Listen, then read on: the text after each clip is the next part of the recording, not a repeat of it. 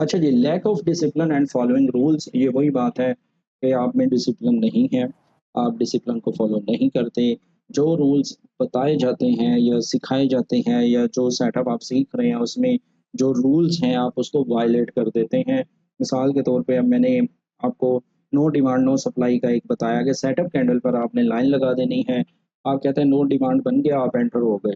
वो लाइन को भूल जाते हैं, वो सपोर्ट या रेजिस्टेंस को नहीं लगाते तो आप नुकसान कर बैठते हैं, सिंपल, ठीक है।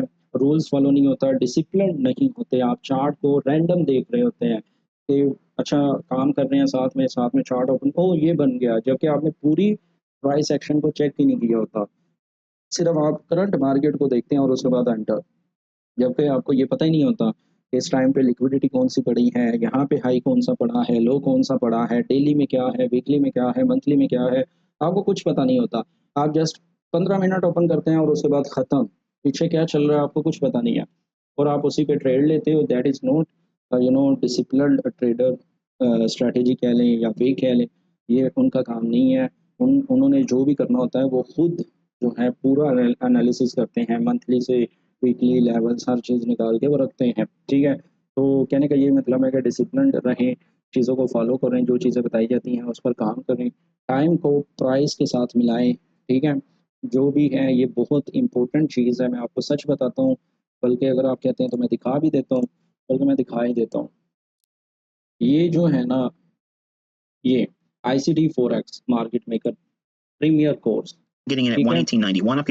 अगर आप इसकी पहली 14 वीडियोज़ देखेंगे ना, 14, तो ये सारी जो बात की गई है ना 14 वीडियो में, ये सारी टाइम प्राइस थ्योरी पर है, सारी एएमडी पर है, सारे किल ज़ोन पर है।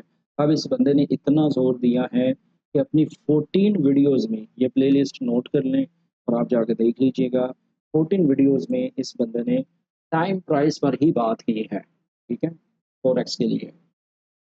तो इसलिए आपने भी इस पर ज़्यादा ज़ोर देना है। अगर आप इस डिसिप्लिन या रूल्स पर स्ट्रिक्टली काम करेंगे, तो ये आप एक दिन ज़रूर रिवार्ड देगा, यानी ये आपको ज़रूर एक दिन रिवार्ड देगा अगर आप टाइम प्राइस थ्योरी के साथ अपनी चीज़ों को मिलाकर चलेंगे तो, ठीक है? ग्रेजुअली सब कुछ होगा, ये नहीं है कि आज ही आप टाइम प्राइस थ्योरी पढ़ें और आज ही आप प्रॉफ़िटेबल हो जाएँ, ऐसा नहीं होगा। टाइम लगेगा, लेकिन इंशाल्लाह आपको प्रॉफ़िट ज़रूर मिलेगा, ठीक है? अच्छा जी, देखो 3 चीज़ें होती हैं जब भी आप कोई डिसीजन लेते हैं। नंबर 1 आप ट्रेड लोगे यानी आप ट्रेड में एंट्री करोगे। नंबर 2 आप ट्रेड नहीं लोगे एंड नंबर 3 आप देखोगे कि मार्केट क्या कर रही है, ठीक है? एट दैट पॉइंट जब आपका सेटअप बन रहा होगा तो इन 3 चीज़ों में से एक होगी, या तो आप एंटर होगे या आप ट्रेड नहीं लोगे या आप मार्केट को वॉच कर रहे होंगे कि मार्केट क्या बिहेवियर कर रही है।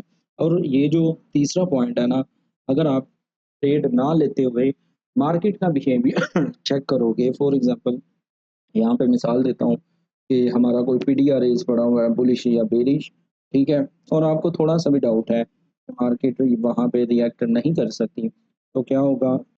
तो ये होगा कि आप ट्रेड नहीं लेते और आप वेट करते हो कि मार्केट वहाँ पे क्या कर रही है। वहाँ पे आप ये देख सकते हो कि मार्केट प्रीवियस लो स्वीप कर सकती है, ठीक है? क्योंकि बोथ स्ट्रोक वगैरह के साथ होगा, या मार्केट जो है उसकी पीडीआरएज़ की लिक्विडिटी लेकर ऊपर जा सकती है। जो भी वहाँ पे प्राइस एक्शन बन रही होगी आप अपनी आँखों से देखेंगे और नेक्स्ट जब वो सेटअप बनेगा तो आपको पता होगा कि यार मार्केट यहाँ पे ये कर सकती है।